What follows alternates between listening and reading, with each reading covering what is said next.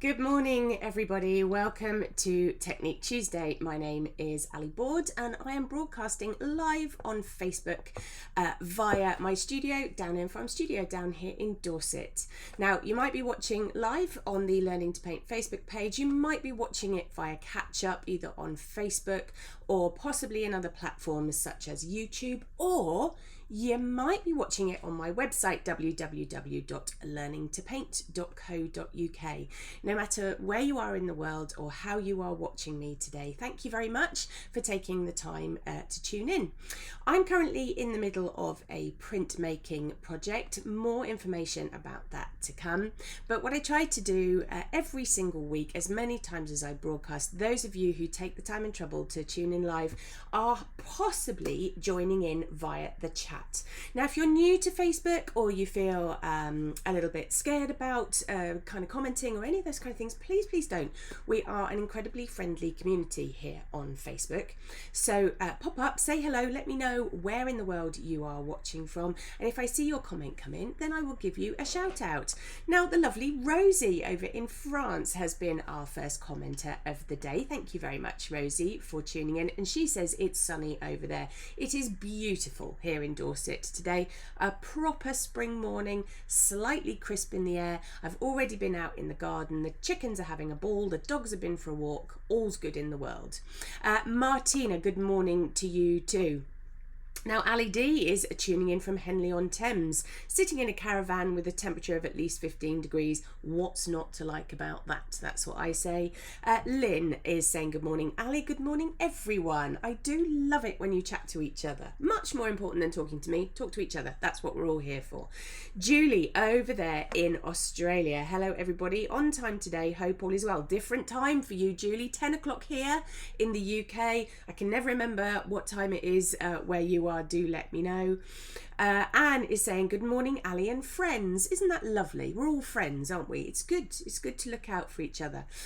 Beautiful sunny morning here in Leighton Buzzard. I'm glad it's sunny for you too. Liz, good morning. She's saying hi from Buckinghamshire. Barbara, just down the road, and Trudy, just down the road as well. All of those things. Now, Ali D is saying hundreds of red kite flying overhead and a tame robin coming around for some cheese. Now hold that thought, because we are going to be using a robin as inspiration for our printmaking experiments today, which is grand, absolutely grand. Now Joe is having some gremlins. I think a couple of you are having some gremlins. Oh, Julie has just come back to me to say it's 9 o'clock in the evening here in Melbourne.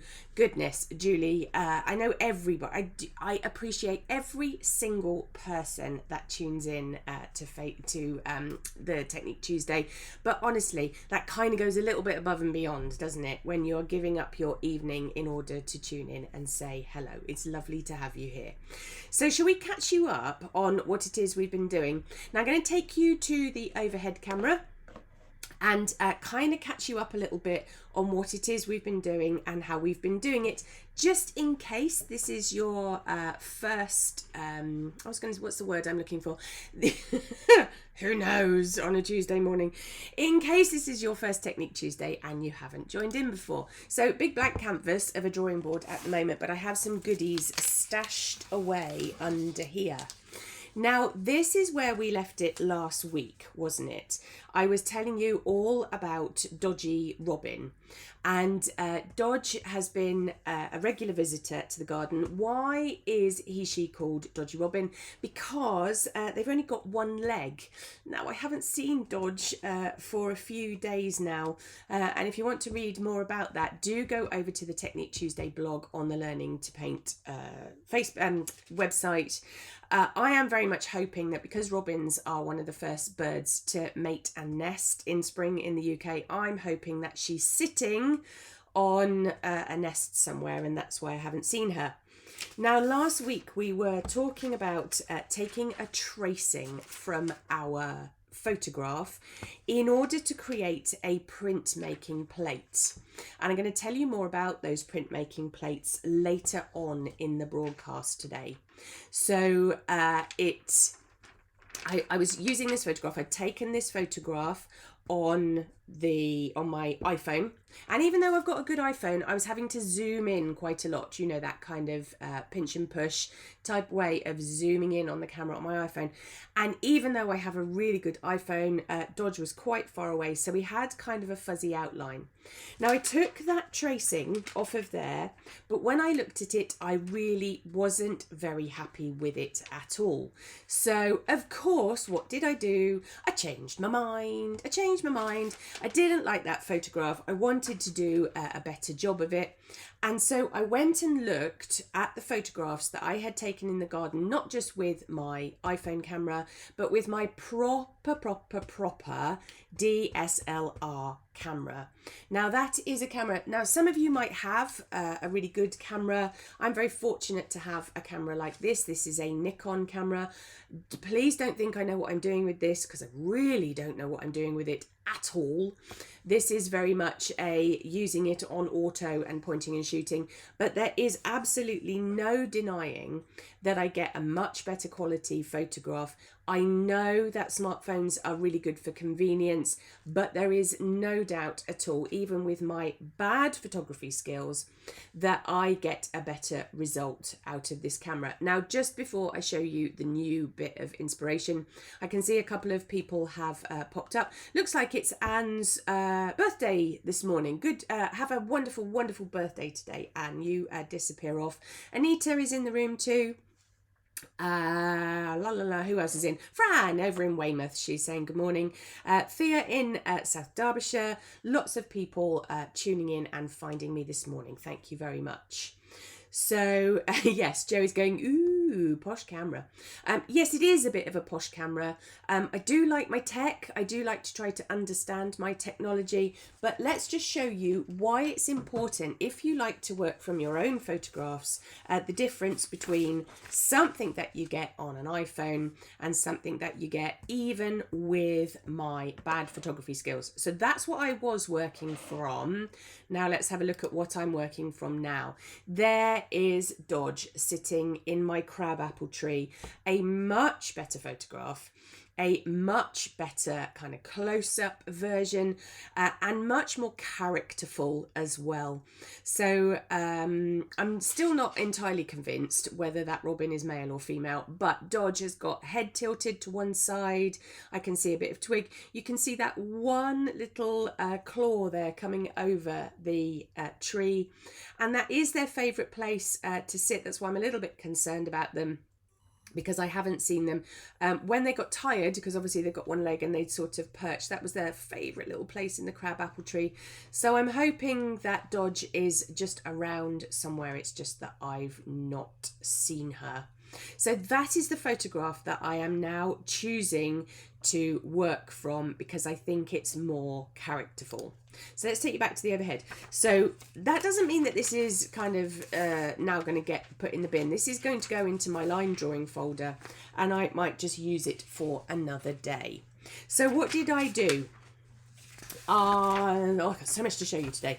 What I'm actually going to do is, this I've got to show you, but I'm going to stash it over to one side to show you at the end, because otherwise I'm just going to run out of space. So I turned that photograph into a black and white version, and then I did exactly the same as I had started last week, in that I started to take a tracing. So I popped a little bit of tracing paper over the top, and I started to do an outline of Dodge. Now, when I had kind of finished doing that outline, I then worked back into it. And what I'm going to do is, we have fancy pants new tech in the studio at the moment. And so we have a permanent close-up camera. And so what I'm going to do is get that drawing into close-up camera so that you can see what I did with it. I traced the outline, but then I spent quite a bit of time yesterday thinking about the marks that I want to make on my drawing, and how I could make those, render those, that's the word that we usually use, render those into marks on a printmaking plate. So I need to think about the kind of scratches, the marks, all of that kind of thing, of how I'm going to give Dodge all that character. Now, if you go back to the Technique Tuesday blog, you'll be able to watch some of the reasons that I needed to talk about mark making. And part of that was to do with the plate that I'm using. Now I'm using a plastic plate. We'll talk more about that in a second. And I did an experiment right at the beginning of this project, didn't I? With the different marks that I was going to be making on my plastic plate and how they kind of manifested themselves on the paper. Now, as you can see, this looks a little bit different to how it looked a couple of weeks ago in the fact that it's really grubby and it's covered in ink. And that's because I ran a test of the marks, which I will show you at the end of the broadcast. You're going to have to wait until the end of the broadcast to see that. But what it does do is show me the types of marks that I need to make Dodge look like Dodge. Yeah, so we've got some really quite detailed, very sharp marks here. I was using different tools. You can go back and watch that on the blog if you'd like to reacquaint yourself with it. Wire brush, Dremel drill, all of those types of things that I was using to create some of the marks. Still got ink on it, going to get myself into a right old mess. So can you see why I needed to think about the marks that I was making in my drawing, because that's how they're going to manifest themselves on this plate. So I was looking at feather shapes, I was looking at depth of tone, all of those sorts of things. And I have to say, yesterday when I prepped this for you, I did sit there for an awful long time trying to think about how I was going to do it, when I was going to do it, where, all of those kind of things. It took an inordinate amount of staring at it to get it to work. So that's where I got to yesterday. So just to recap, I had my black and white drawing. I took an outline of it to make sure that I got it in the right place. Then I took that line drawing, that black and white away, and developed the line drawing a little bit more. So that's where we are at the moment. Now I want to show you something that I'm guessing some of you already have, particularly if you are a crafter, and that is a light box. Let me introduce a light box to you. Now, my old light box was enormous, and it was heavy, and it was really, really thick. Oh, excuse me. Very unwieldy tool. Now, why is this a useful piece of kit? It's a useful piece of kit because if you like doing some tracing, but you struggle to see through the tracing paper to get the detail, can you see how fuzzy that becomes? If you light up that tracing, can you that black and white, can you see how much more detail can be seen on the black and white now? And then when I lay my tracing paper over it, I can get a much better version of what I'm doing. If you want to know the type of wafer box that I bought, the type of light box that I bought, there is a link on today's blog for where you can find that. Really useful if you're trying to see through several layers, if you're trying to see the detail on a black and white. This just plugs in. So at the moment, this is connected with a little mini connector all the way to USB, and it's plugged straight in to my Mac. So I've got that. Now if I lay that down, I'm just going to take the intensity of light off it so that you can see it in the camera a little bit better, because it's got a bit of glare. There we go, you can see that nice and clearly now.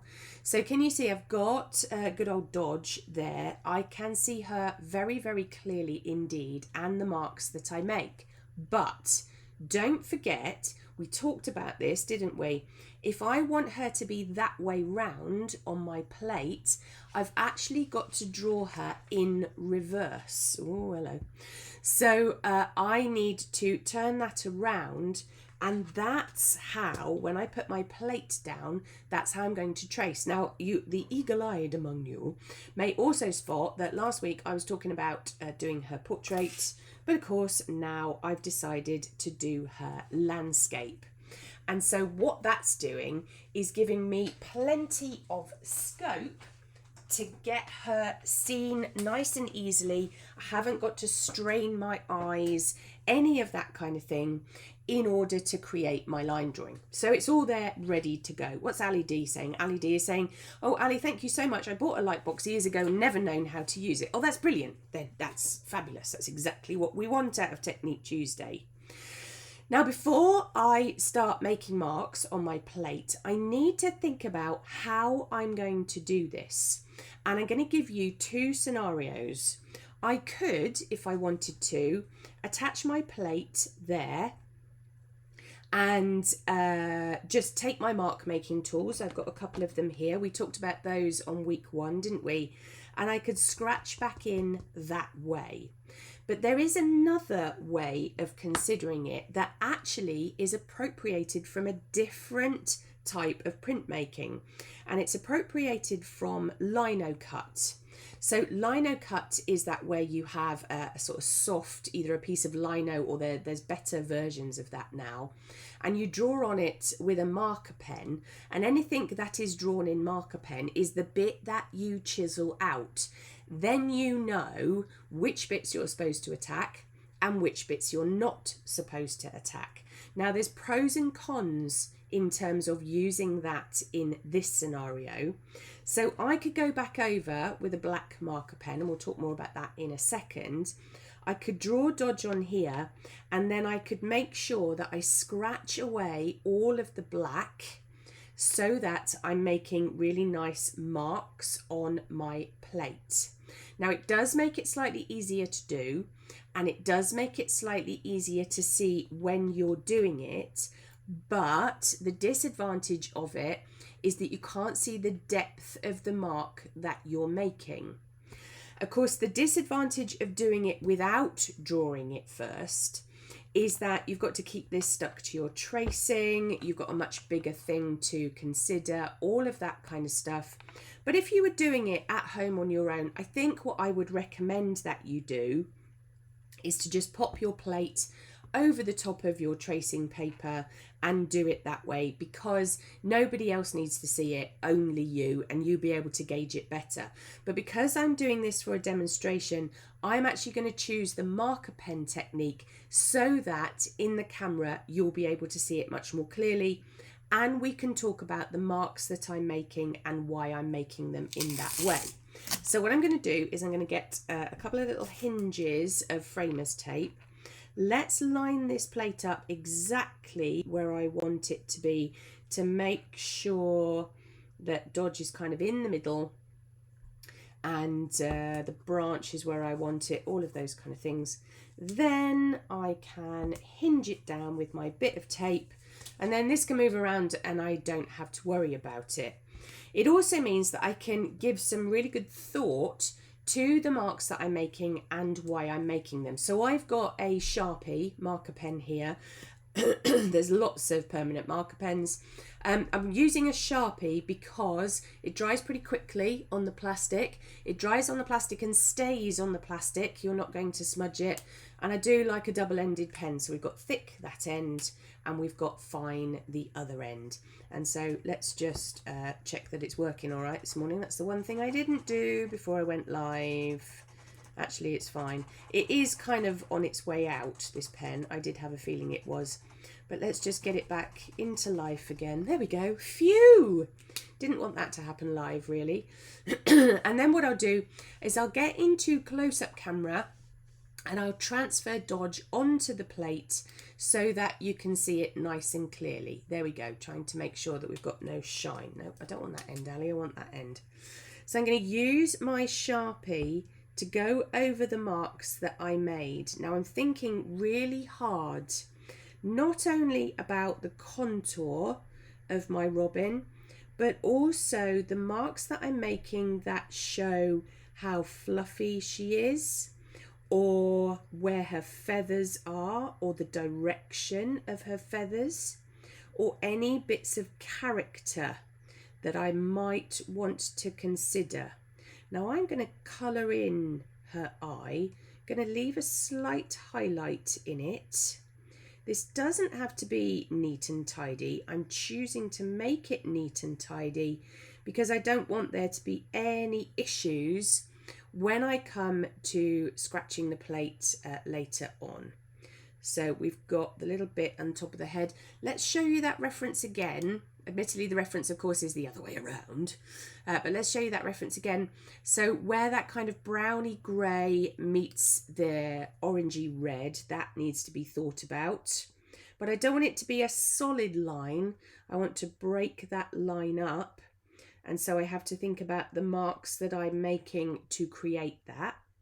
Coming down this side to the side of the head.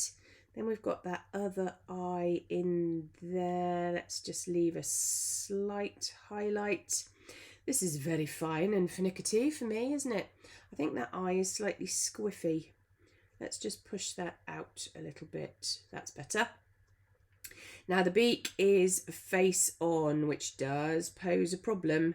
It has to be said, I had to look at it very carefully in my reference material yesterday, but it's okay. I think it makes sense. I think we got this.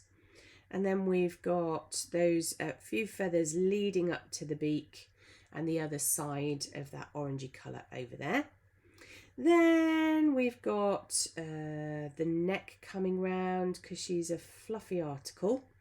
And then I wanted to create some marks to show that that wing is developing, starting on that side. So pop a few of those in.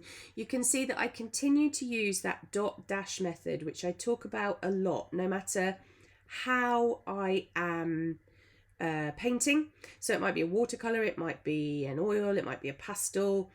I still talk about the dot dash method no matter what I'm doing, because it gives me scope to change my mind. It gives me scope to add other elements in. I don't like a solid contour around something just because I think that is asking for it to be turned into paint by numbers. And we're not into paint by numbers, we're into much more interpretive styles of drawing and painting. So I've got a little bit of cross hatching here, so that's when lines kind of go in opposition to each other to show that that's the sort of fluffy edge of her. We'll come back to the twig in a minute. Let's push her up in the camera ever so slightly and get that wing. There was a lovely shadow under her wing which I want to get in, and then a few more contour lines which showed where those flight feathers were folded back in on each other. Oh, don't run out on me now, pen. Thank you. I could do without that. Let's get those in. It's quite hard to draw on the plastic actually, because your pen wants to kind of skid and glide and go in a different direction to how you want it. So I'm only pressing very lightly indeed.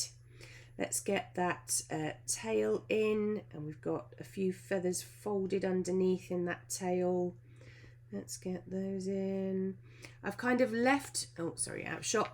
I've kind of left the tail open-ended. Haven't decided whether I'm going to fill all of that in yet. I have had a few ideas of ways that we might want to finish this project. So for the time being, I'm leaving it open while I have a really good think about it.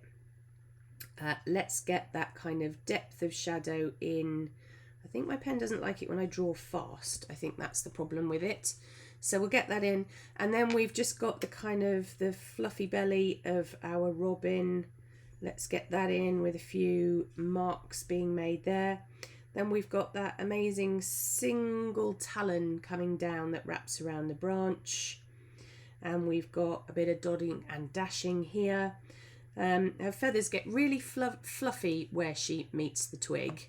Let's show you that reference again, because she kind of deposits herself in the crook of that twig to help her, what I can only assume is regain her balance from only having one leg.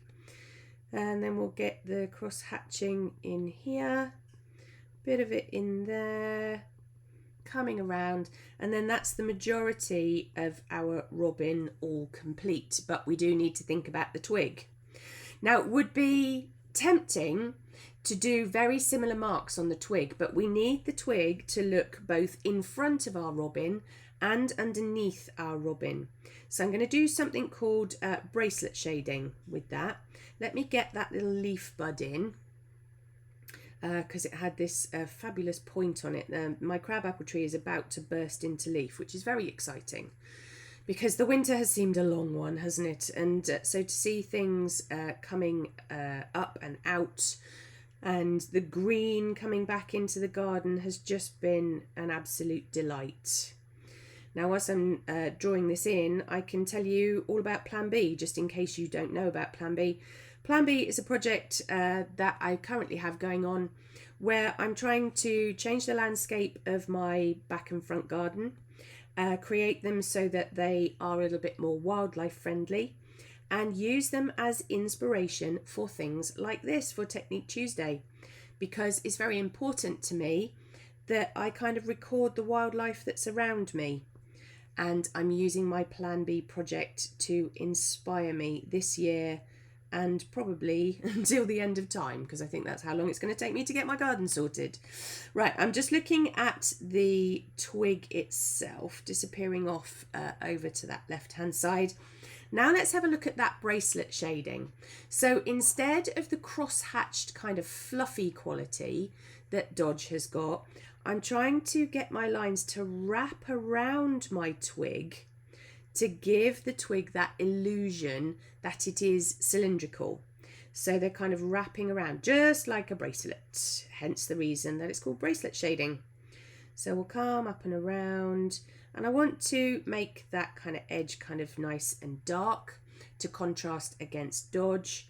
We'll put a few little dots and dashes in elsewhere just to give it some interest. Let's do a little bit more up in that bud. That's working quite well. I think maybe I'll fill that in a little bit more just down the side so that it does look a little more solid. And then we've got a little bit of shading to be done around here. Yes, lots of you commenting that spring has been a long time coming. One of my favourite times of year, it has to be said. Spring into summer, everything seems much more hopeful, doesn't it? And stuff is starting to grow. And if you are a gardener and you've put lots of hard work into your garden, then you want to see it come to fruition, don't you? Now, this was the end of a twig here. So I'm going to get that in with, again, quite some deep dark cross hatching to really show that that's where that twig stops. So we'll get that in there. And then we've got a little bit of bracelet shading. I haven't done quite so much bracelet shading underneath my twig because I don't want it to interfere with Dodge. I needed to do some there just so that you could see the difference. So coming up and around over there. Then we've got a little bit to be done over here. So I vary the length of my line. You can probably see that. I'm trying so hard to not make it too mechanical. To not make the lines all equal weight or all equal length, because then it won't look natural. So let's taper those off. I've got quite a scribble going, which I'm liking, and actually this looks a bit plain, so I'm going to put some extras in there too. Now if we go back to the normal camera, you can see that much more clearly now. What I can do is peel this away. Now what's brilliant is, because I've done this on tracing paper, of course, that can go into the bank of line drawings to be used another day. That doesn't only happen... I can't speak this morning. What's the matter with me? That doesn't only have to have... Oh, I got there in the end. One incarnation. That can be put into a sketchbook. That could be made into a watercolour drawing. All sorts of things can be done with that. And if this doesn't quite go to plan, then I can do it again and I haven't had to start from scratch. So there you can see it the right way round. But of course, this is the way that we're going to be doing it. So let's just peel the tape off. And let's have a look at it back up into close-up camera. Ali D is saying, using the new overhead camera really is brilliant. It's also clear and easy to view. Thank you very much for saying that, Ali. You know how important this stuff is to me. There we go. I'm going to turn the light off on my light box so that you can see it much more easily. And there we've got it. That lovely kind of pen version of it, all ready for when I start scratching back into it next week. So today I was determined to get the line drawing on my plate so that that's all ready to go, and next week we can start the mark making. But don't disappear on me, because I have some interesting things to show you. Now, you know, if you've been following this project, that it's leading up to me being able to use my new printing press, which my incredibly clever husband built for me. And we, as I was saying, we did a bit of a test, didn't we, on a scrap of plastic, and you can see that I inked it up. And I had to remind myself how to ink up an intaglio plate. And don't worry, I am going to show you exactly how I do that when we get to that. And now I've reacquainted myself with it, I have every confidence that I can demonstrate that in front of a live audience. But that was my plate, and I thought, actually, what I really need to do is to run it through my press to make sure that I've got all the settings correct on my press, to make sure that I've got the right paper, all of that kind of stuff. So I found a bit of, brown wrapping paper. And I ran that through the press.